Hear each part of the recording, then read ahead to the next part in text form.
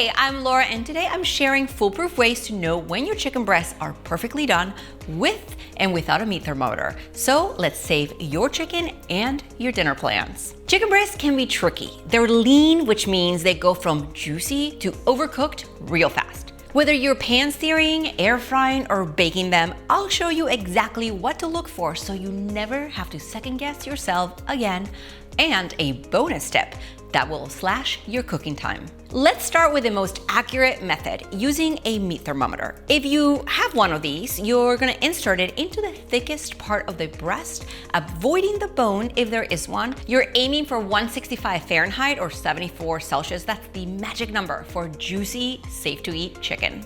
I'm gonna link this inexpensive tool that's a must-have in the kitchen below, but what if you don't have a meat thermometer? No problem. Here's what to look for.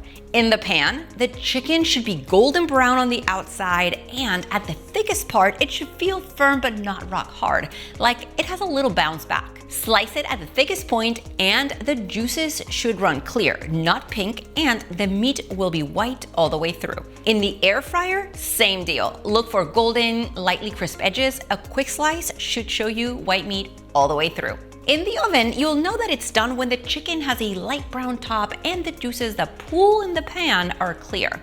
And remember that the chicken continues to cook for a minute or two after you remove it from the heat, so that's why it's important to take it out at the right time. One quick favor, if this video is helping you feel more confident in the kitchen, give it a thumbs up and let me know in the comments what other cooking dilemmas you'd like me to film. Your support means the world to me, and it helps me keep making videos for you.